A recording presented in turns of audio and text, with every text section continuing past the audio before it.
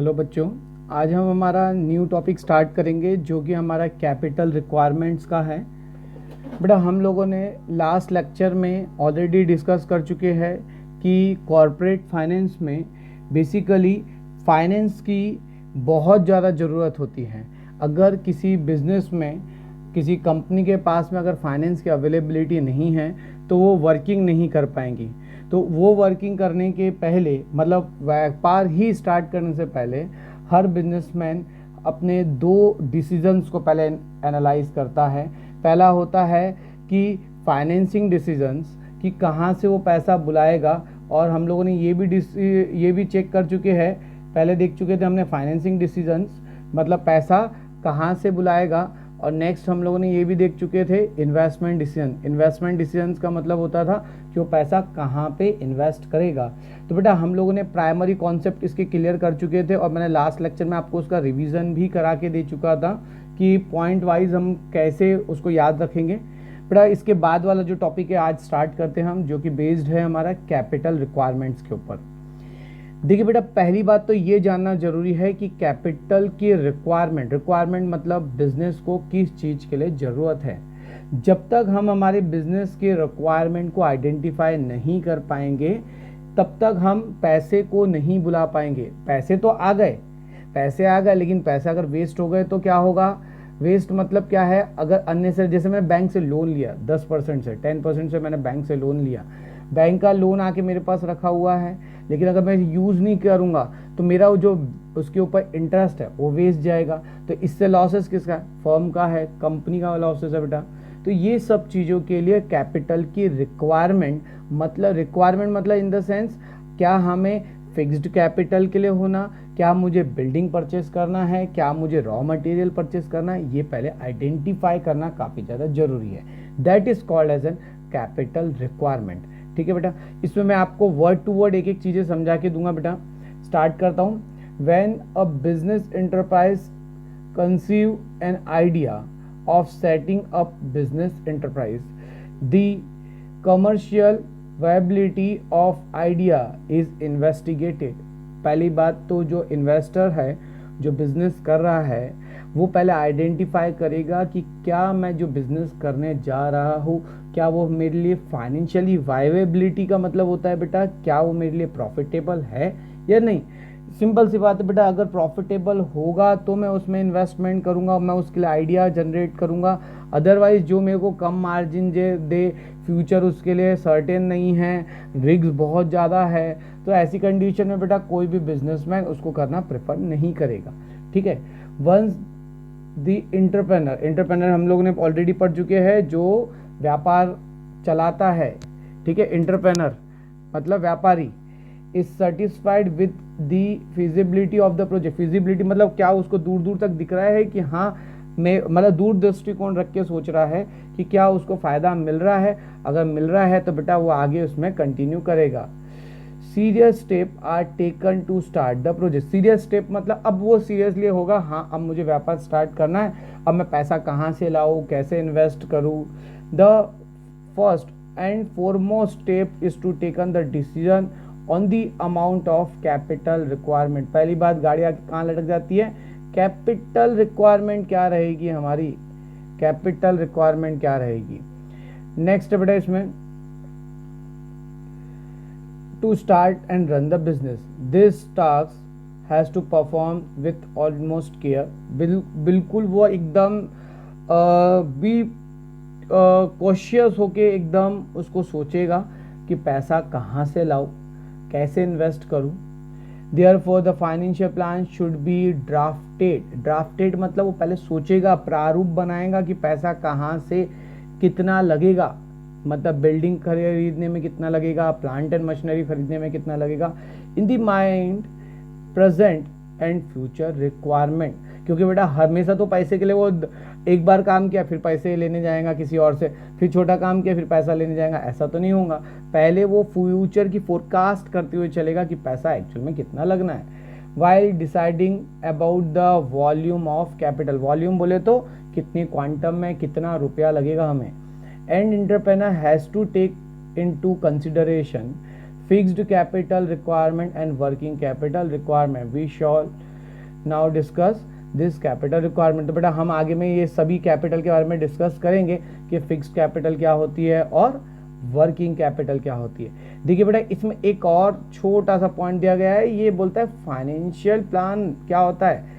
Financial plan का मतलब है refers to the assessment of the financial requirement and arranging the source of capital. Arranging का मतलब क्या मैं इक्विटी से बुलाऊं, क्या मैं डेब्ट से बुलाऊं, क्या मैं बैंक से फाइनेंस करूं, ये सब बेटा फाइनेंशियल प्लान कहलाता है, इसके बारे में सोचना। बेटा हम आते हैं फिक्स कैपिटल के ऊपर। पहली बात तो बेटा फिक्स कैपिटल को स्टार्ट करने से पहले फिक्स कैपिटल बेसिकली होती क्या है ये जानना हमारे लिए बहुत ज़्यादा जरूरी है। कि पहली बात मुझे अगर फिक्स कैपिटल ही नहीं पता कि फिक्स कैपिटल क्या होती है तो मेरे लिए आगे बड़ी दिक्कत हो जाएगी। तो बेटा इसके लिए बात ध्यान से समझिए। फिक्स कैपिटल मतलब क्या है कि अगर मैं व्यापार करने बैठा हूँ तो बेटा पहली बात तो मैं ये तो सोचूं कि क्या मेरे पास लैंड है मेरी, क्या मेरे पास मेरी बिल्डिंग है, क्या मेरे पास मशीनरी है। तो अगर ये सब चीज़ें नहीं है तो मुझे लेना पड़ेगा। तो इन सभी के लिए पैसा मुझे लगेगा और ये पैसा बेटा मेरा इमीडिएटली और फ्री नहीं होने वाला। फ्री नहीं होने वाला मतलब मैं आज सोचूं और कल के दिन से मेरा व्यापार चालू हो जाए और परसों में मेरे पास पैसा वापस आ जाए, तो ये जरूरी नहीं है। तो बेटा फिक्स कैपिटल वो होती है जो लॉन्गर टाइम के लिए यूज किया जाता है, लंबे समय तक यूज किया जाता है। और ऐसी कैपिटल जिसको फिक्स कैपिटल से हम क्या खरीदेंगे, लैंड खरीदेंगे, मशीनरी खरीदेंगे, लेकिन खरीद के हम हमारे बिजनेस में यूज करेंगे, ना कि उसे रीसेल करेंगे। ध्यान से समझिएगा, उसे हम बिजनेस यूज के लिए ले रहे हैं, ना कि रीसेल करने के लिए। तो मैडम मैं बेटा स्टार्ट करता है इसको। Fixed capital is the capital which is used for buying fixed assets. मतलब ये किस लिए यूज कर रहा है, बाइंग फिक्स्ड एसेट्स को परचेस करने के लिए। Which are used for a longer period, मैंने आपको पहले भी बताया था बेटा ये लंबे समय तक के यूज के लिए ले रहा है।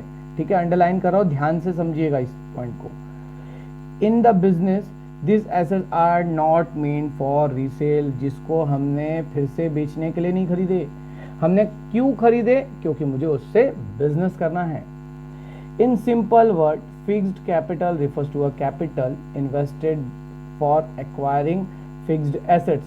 It stay in business for long period, almost permanently। मतलब लंबे समय, मतलब बोल रहा था परमानेंटली मतलब उसको मैं जब ही बेचूंगा तब वो बेकार हो जाए। ठीक है, ऐसा नहीं कि अब मेरा मूड हो गया चेंज तब मैं बेच दूं, ऐसा नहीं है बेटा।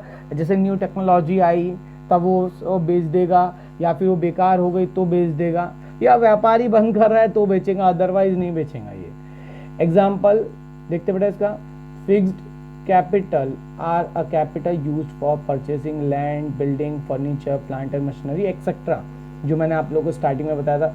सच capital is required usually at the time of establishment of new company. New company के स्टैब्लिशमेंट में यूज होता है।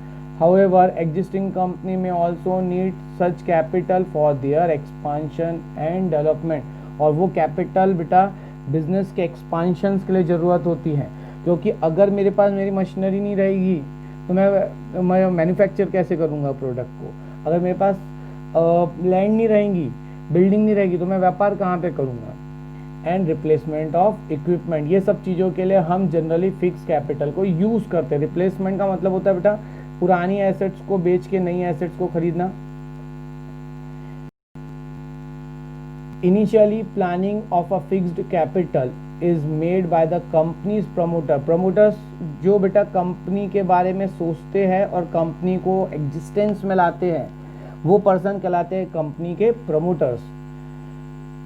दे first prepare a list of fixed assets, मुझे क्या क्या चीज़ की ज़रूरत है, लैंड की ज़रूरत है, बिल्डिंग खरीदना है, ये सब चीज़ों को एनालाइज करते हैं। By the company and the cost of this asset is estimated. Cost of this assets मतलब पहले समझिए इसको। सपोज मैंने पैसा लेके आया 10% के लोन पे, और मुझे अगर मशीनरी मेरे को 10% से ज़्यादा देगी फ़ायदा, तभी मैं रखूँगा। मैं आउटडेटेड मशीनरी को ला लिया, वो मेरे को 8% रिटर्न दे रही है, और मैंने यहाँ पे 10% के ब्याज पे ला लिया, तो क्या मेरे लिए फाइनेंशियली वायबल है? नहीं, बिल्कुल नहीं है फाइनेंशियली वायबल। तो ऐसी कंडीशन में मैं उस चीज़ को प्रेफर नहीं करूँगा। दे collect information regarding the price of land, cost of construction, building cost of plant, machinery etc. ये सब चीज को एनालाइज करना जरूरी है. The cost of different fixed assets is calculated and resulting figure would be total of the fixed capital requirement of a firm. तो बिल्कुल simple सी बात है बेटा. यहाँ पे क्या देखने को मिला, जो हमारी रिक्वायरमेंट आइडेंटिफाई हुई तो रिक्वायरमेंट हमारी फाइनेंशियली प्लान मतलब हमारी फिक्स कैपिटल रहेगी जितनी कैपिटल की रिक्वायरमेंट है. In a recent year estimating fixed capital requirement has assume great importance particularly because of the modern industrial process. modern industrial process मतलब बेटा आज की तारीख में जो भी काम हो रहे हैं वो मॉडर्न टेक्नोलॉजी से हो रहे हैं. मॉडर्न टेक्नोलॉजी में क्या होगा, बेसिकली कंपनियों को फ़ायदा मिलते रहेगा. कंपनियों को फ़ायदा कब मिलेगा, जब वो मॉडर्न टाइप की मशीनरी इंस्टॉल कर रहे हैं. हर काम टेक्निकल डिपार्टमेंट टेक्निकली हो रहा है, कोई मैनुअल वर्क नहीं हो रहा, मतलब मैन पावर वर्क नहीं कर रहा, मशीनरी वर्कआउट कर रही है. तो इसीलिए फिक्स कैपिटल को आइडेंटिफाई करना काफ़ी ज़्यादा ज़रूरी है. Which required increase use of heavy and automated machines. तो ये अभी हम लोगों ने मैंने बताया अभी आपको कि अगर हमारे पास न्यू टेक्नोलॉजीज देखने को मिल रही है तो ऐसी कंडीशन में फिक्स कैपिटल की रिक्वायरमेंट हमारे को जनरेट होगी बेटा. An entrepreneur obtain fund for the purchase of fixed assets from capital market. Funding can come from issue of share, debenture, bond or obtained even from long term loans.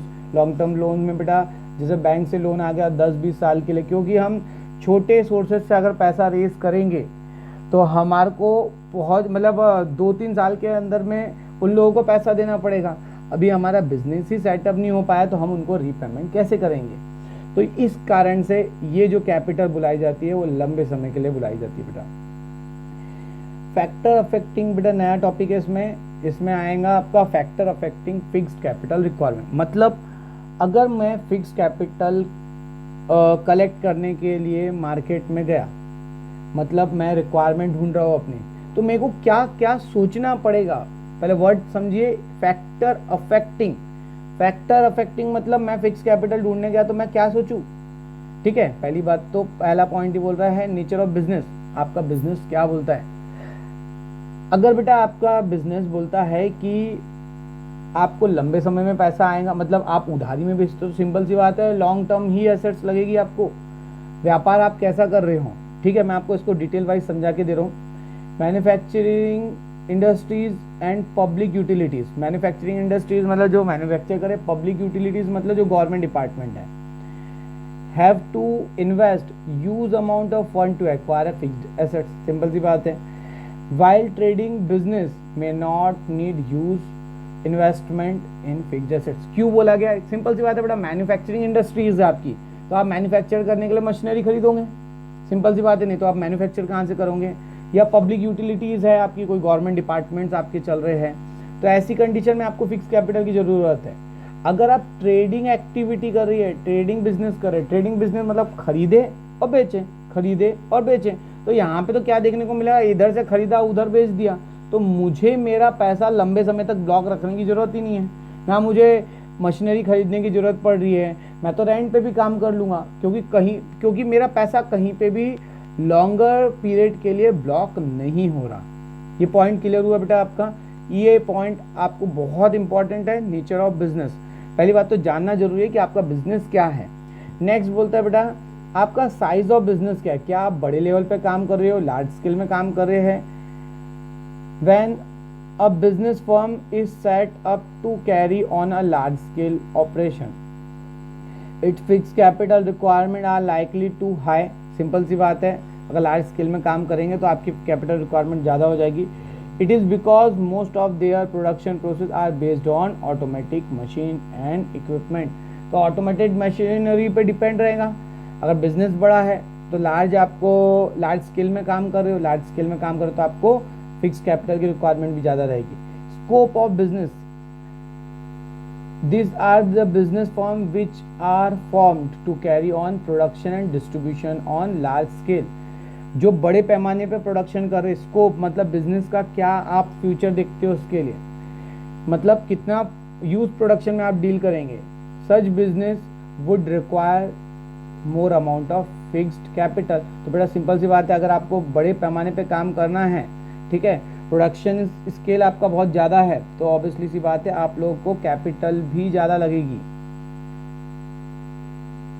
Next बेटा यहाँ पर lease और rent. ये lease और rent क्या होता है? देखिए बेटा, लीज का मतलब होता है नॉर्मल सेंस में उसे बोलता है पट्टे में लेना। पट्टे में लेना मतलब ओनरशिप नहीं आ रही हमारे पास में, हमने केवल उसको राइट टू यूज किए। राइट टू यूज मतलब अगर मैंने किसी को लीज पे लिया, जैसे किसी के लैंड ले लिया, तो मैंने अगर लीज लिया हो तो मतलब 10 साल के लिए लीज लिया, और लीज हमेशा बेटा लंबे समय के लिए ही होती है। अगर लीज लिया हूं मैंने तो मुझे उसको यूज करने का पोजीशन मिल गया, अधिकार मिल गया, ठीक है। देखो मैं आपको लीज पहले समझा के देता हूं। A contract by which one person grant a position of some of this property, especially land, building, machinery, to another for a certain period of time। मतलब इन सभी को यूज करने के लिए मैंने क्या लिया? लीज पे लिया। अच्छा, लीज से क्या फायदा है?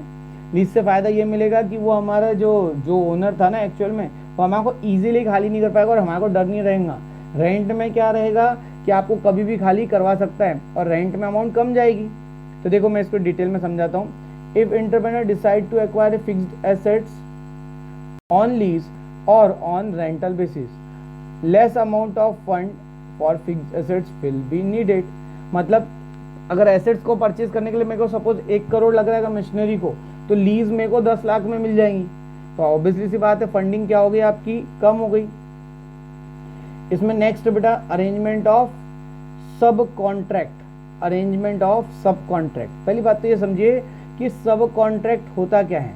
सब कॉन्ट्रैक्ट का मतलब होता है बेटा, अगर मैं एक प्रोडक्शन के साथ में और दूसरे भी काम कर रहा हूँ, दूसरे भी और कॉन्ट्रैक्ट चल रहे हैं, मेरे काम चल रहे हैं, तो ऐसी कंडीशन में क्या होगा? If business want to subcontract some process of production to other limited assets are required to carry out the production, it would minimise the fixed asset requirement of business.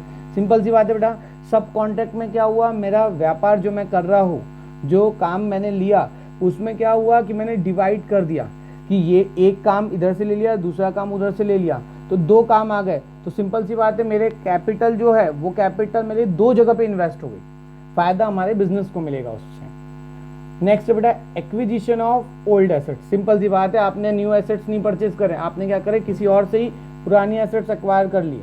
तो simple सी बात है, वो कितने में? सस्ते में मिल जाएंगे आपको। If old equipment and the plant are available at low price, then it would reduce the need for investment in fixed assets. तो हमारी इन्वेस्टमेंट बेटा क्या हो जाएगी? इससे रिड्यूस हो जाएंगी। Next acquisition of fixed assets on concessional rate, मतलब आपको गवर्नमेंट से सब्सिडी मिल गई या कोई सस्ते रेट में मिल गया, तो आपकी फिक्स्ड कैपिटल भी क्या हो जाएगी? कम। With a view of foster industrial growth at a regional level, the government may provide land and building material at a concessional rate। concessional rate बोले तो सिंपल लैंग्वेज में हमारा होता है सब्सिडी दे दी गवर्नमेंट ने। जैसे अभी गवर्नमेंट की कोरोना वायरस के टाइम पे देखने को मिला, आत्मनिर्भर भारत की एक स्कीम निकाली, उसमें या फिर और भी बहुत सारी स्कीम्स है बेटा, उसके अंडर में हमारे को देखने को मिलता है गवर्नमेंट अलग अलग टाइप की सब्सिडी दे के प्रमोट करने की कोशिश करती है कि 1 लाख का लोन लेके जाओ, 20,000 रुपये की आपको सब्सिडी मिलेगी, आप 80,000 रुपये का लोन पेमेंट करेंगे। इससे क्या होता है? बिजनेस का प्रमोशन होता है, बिजनेस प्रमोट होता है बेटा, मतलब गवर्नमेंट उसको प्रमोट कर रही है। और फिक्स कैपिटल क्या हो गया बेटा? उसकी रिड्यूस हो गई। प्लांट एंड इक्विपमेंट में also to be made available installment basis. अपने को मिलता है कि हम एक साथ में पेमेंट नहीं देंगे, हम इंस्टॉलमेंट में पेमेंट देंगे। Facilities all reduce the requirement of fixed assets. तो इससे क्या हुआ कि हमारी जो रिक्वायरमेंट थी वो क्या हो गई? कम हो गई, और इससे हमारी बिजनेस को ही फायदा मिलेगा बेटा। नेक्स्ट है इंटरनेशनल कंडीशंस। क्या बोलती हैं इंटरनेशनल कंडीशन? मतलब क्या हमारी पर्टिकुलरली कमोडिटी बाहर में बिक पा रही है, क्या हम वॉर की कंडीशन में है। तो जैसे अभी हमारे सामने कंडीशन जनरेटेड है, अभी हमारा जो चाइना से मटेरियल आता था वो बेटा बैन हो गया। अब वो बैन होने के कारण इफेक्ट क्या देखने को मिलेगा कि ऑटोमेटिकली जो अभी कमोडिटी हमारी कंट्री में है उसके प्राइस क्या हो जाएंगे, अप हो जाएंगे। बेटा ये एग्जाम्पल ध्यान रखेंगे तो बेटा ये पॉइंट बिल्कुल परफेक्ट आपको क्लियर होते हुए चलेंगे। This factor is very significant particularly in a large organization carry business on international level। ठीक है, अगर हम इंटरनेशनल लेवल पे अगर कमोडिटी बेचते हैं तो उस पर भी इफेक्ट होगा, या इंटरनेशनल लेवल पे हमारे से कोई कमोडिटी आती है उससे भी इफेक्ट होगा। For business, for example company expecting war में decide to invest large fund to expand fixed asset before there shortage of material. तो बेटा ऑटोमेटिकली देखने को मिला वॉर के टाइम पे वो डिसीजन ले रहा है कुछ चीज के, तो ऑटोमेटिकली क्या होगा, अगर फेवरेबल कंडीशन नहीं रही, जैसे अभी हमारे सामने है, अगर हम लोग अभी नया बिजनेस स्टार्ट करने के लिए बैठे और जो जैसे मैंने न्यू ओप्पो की MI की न्यू एजेंसी लिया, ठीक है, और मैंने पूरा सेटअप, मैंने फर्नीचर लगा लिया, हर चीज़ की मैंने तैयारी कर लिया, और मालूम पड़ा अभी ही दुकानदारी बंद हो गई क्योंकि चाइना से आने वाले आइटम बैन हो गए, तो मेरा क्या हाल होगा। तो ऑटोमेटिकली इस बात है बेटा, ऐसी कंडीशन में पूरा डूब जाएंगे। ये सब चीज़ें बेटा अफेक्ट करती है, ध्यान दीजिएगा एक एक पॉइंट पे।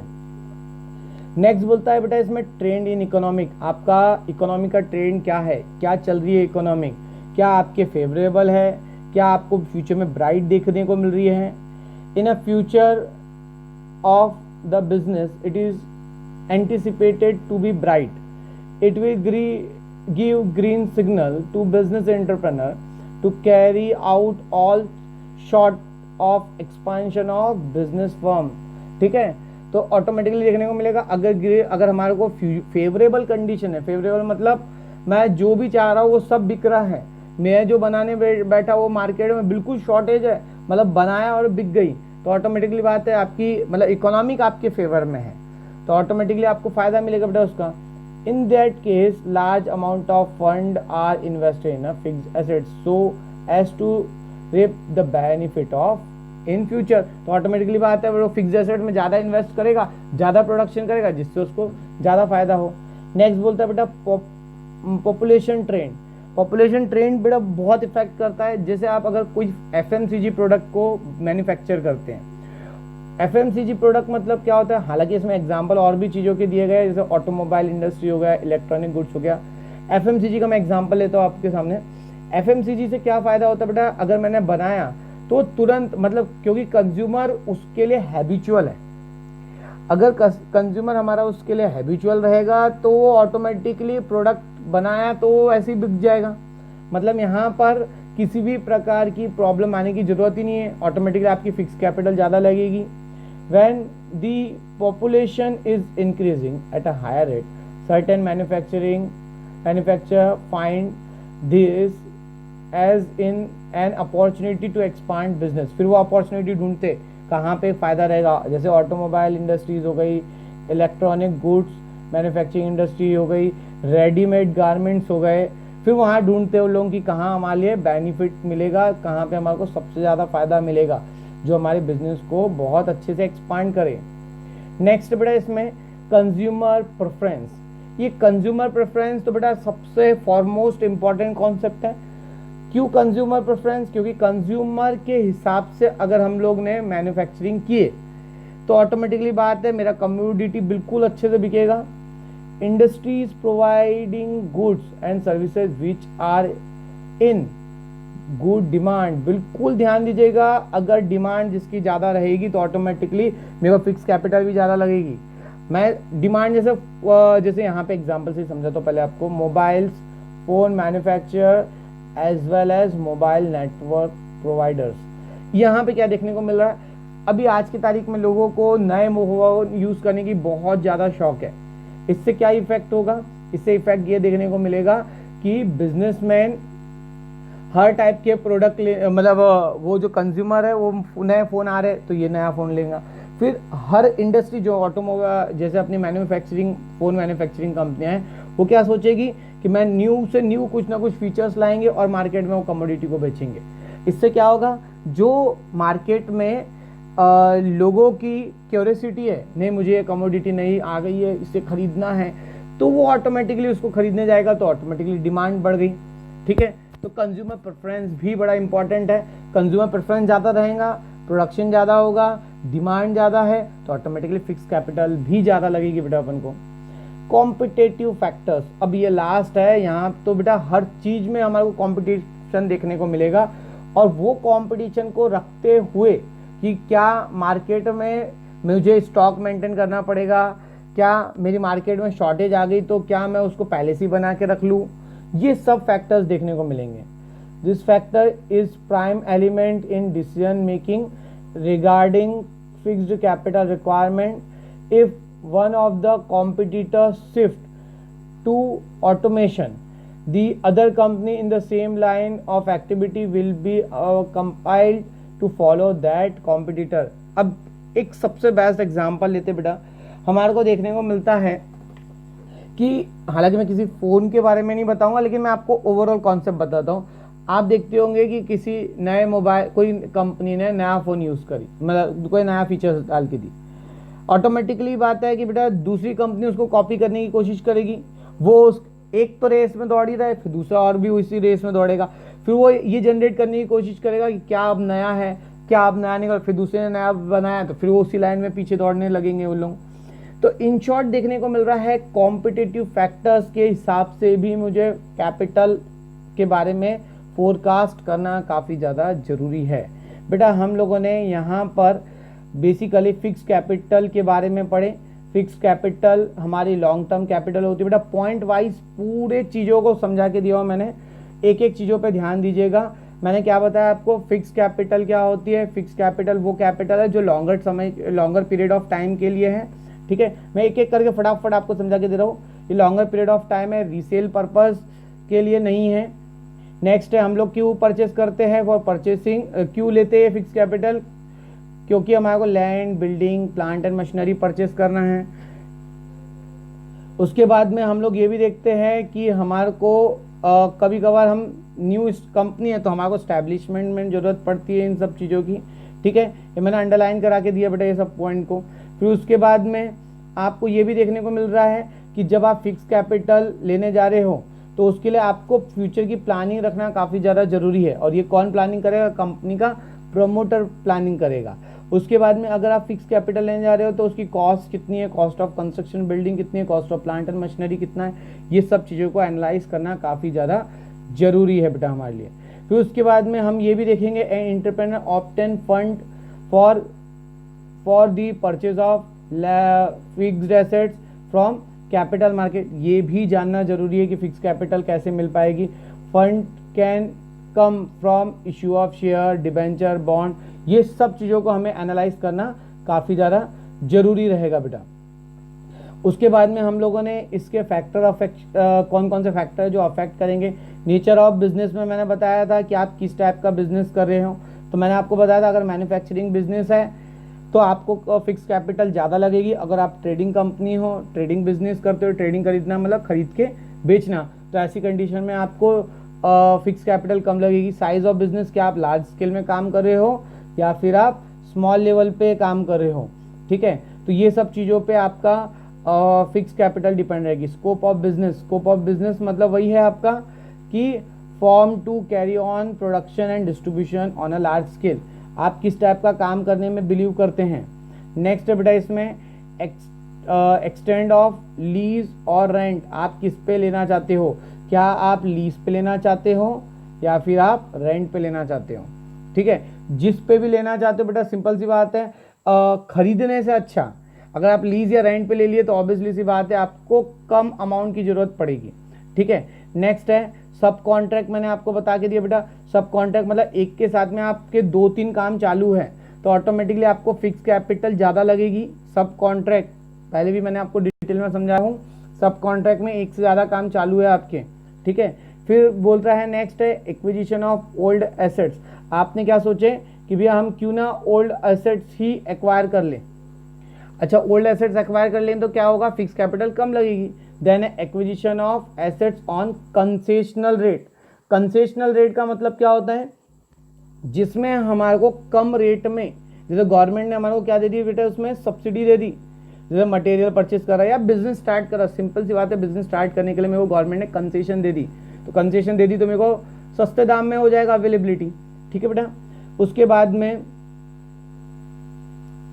बाद में आपका बेटा इसमें है इंटरनेशनल कंडीशन, जैसे मैंने आपको बताया था अभी हमारे वॉर की कंडीशन जनरेट है, तो ऐसी कंडीशन में आपके बिजनेस में कितना फंड लगेगा, कैसा लगेगा, पहले उधारी में आ जाता था, अब पैसा कैश देना पड़ रहा है, अभी शॉर्टेज होगी तो लार्ज फंड की रिक्वायरमेंट रहेगी, ज़्यादा पैसा इन्वेस्ट करना पड़ेगा बिजनेस में। नेक्स्ट बेटा इसमें ट्रेंड इन इकोनॉमिक, आपके फेवरेबल पॉइंट कैसे रहे, मतलब इकोनॉमिक क्या आप जो काम कर रहे हैं क्या उसके फेवरेबल हैं, फेवरेबल मतलब इकोनॉमिक उसको फेवर करती है, फ़ायदा दे रही है क्या। जैसे मैंने आपको बताया कि अभी कौन सी कमोडिटी सबसे ज़्यादा बिकेगी, जो आपके सैनिटाइजर्स हो गए, मास्क हो गए, ये सब चीज़ें आपकी सबसे ज़्यादा बिकेगी, ठीक है। अभी मुझे एक बात बताइए, अगर मैं कहीं पे खुले में कोई सामान बेचना, फूड आइटम बेचना शुरू कर दूँ, खुले में, वर्डिंग ध्यान से सुनना, नहीं तो आप बोलेंगे सर गलत एग्जांपल दे रहे हो। फूड आइटम पहले जैसे कहीं पे कोई भी आइटम बिक जाते थे फूड आइटम खुले में, तो अब नहीं बिकेंगे, क्योंकि अब पहले इंसान पहले सोचेगा, 10 में से कम 8 इंसान तो सोचेंगे कि भैया मैं खरीदूँ नहीं खरीदूँ, खाऊँ नहीं खाऊँ, ठीक है। तो इकोनॉमिक ट्रेंड कैसा चल रहा है, बड़ा इंपॉर्टेंट है बेटा इसके लिए। फिर बोलते हैं पॉपुलेशन ट्रेंड कैसा है। पॉपुलेशन ट्रेंड में क्या होगा बेटा कि हम लोग ये देखेंगे कि बिजनेस के लिए मतलब कितनी क्वांटम में ज़रूरत है। जैसे एग्जांपल के तौर पे हम लोगों ने यहाँ पे देखे थे, अगर आप रेडीमेड गारमेंट्स के काम कर रहे, कोई गुड्स मैन्युफैक्चरिंग इंडस्ट्रीज़ है, तो आपके वो कमोडिटी कितनी बिकेगी, कितनी डिमांड है मार्केट में, ये सब क्या आपको नई अपॉर्चुनिटी मिल पाएगी उसमें। तो उस हिसाब से बेटा जितनी ज़्यादा अपॉर्चुनिटी रहेगी उतनी ज़्यादा आपको फिक्स कैपिटल ज़्यादा लगेगी। फिर एक कंज्यूमर प्रेफरेंस, आप जो कमोडिटी बनाते हैं कंज्यूमर आपको बहुत ज़्यादा फ़ायदा देते हैं, मतलब फ़ायदा मतलब बहुत ज़्यादा परचेज करते हैं। मोबाइल मैन्युफैक्चरिंग, ठीक है, सब छोटे से छोटे बड़े से बड़े जितने भी लोग हो सभी के पास में स्मार्टफोन दिखेंगे, तो ऑटोमेटिकली लोगों की चॉइस बढ़ गई है। कंज्यूमर प्रेफरेंस, नया कुछ एप्लीकेशन या फिर नया कोई फीचर्स आ गया उस फ़ोन में, तो ऑटोमेटिकली उसकी डिमांड बढ़ जाएगी। तो कंज्यूमर का प्रेफरेंस क्या है उस चीज़ के लिए। फिर नेक्स्ट बोलता है कॉम्पिटिटिव फैक्टर्स क्या है। जैसे हमारे को देखने को मिला, if one of the competitor shift to automation, other company in the same line of the activity will compile to follow, मतलब एक दूसरे के पीछे दौड़ना शुरू हो जाएंगे। अब उसके पीछे दौड़ना है तो मेरे को उसके जैसे मशीनरी खरीदना पड़ेगा, बिल्डिंग खरीदना पड़ेगा, ठीक है। ये सब चीज़ों को अफेक्ट करेगी, और अफेक्ट करने के बाद में हमारे को फिक्स कैपिटल खरीदना पड़ेगा। तो उसके लिए क्या लगेगा बेटा, फिक्स्ड कैपिटल फंड लगेगा, ठीक है बेटा। इस टॉपिक में हम लोगों ने फिक्स्ड कैपिटल के बारे में पढ़े और फैक्टर अफेक्टिंग फिक्स्ड कैपिटल के बारे में पढ़े बेटा। इसमें मैंने आपको रिवीजन भी करा के दिया बेटा। किसी भी प्रकार के प्रॉब्लम है बेटा तो मेरे से आप कॉन्सेप्ट को डिस्कस करने के लिए फ़ोन, व्हाट्सअप या मुझे मेल वगैरह किसी भी तरीके से आप मेरे से कांटेक्ट करके अपने प्रॉब्लम को शॉर्ट आउट करवा सकते हैं, ठीक है बेटा। नेक्स्ट लेक्चर में हम लोग वर्किंग कैपिटल के बारे में पढ़ेंगे, और एक एक टॉपिक बेटा धीरे धीरे करके हम विथ रिवीजन कंप्लीट करते हुए चलेंगे बेटा, ठीक है बेटा। Thank you very much.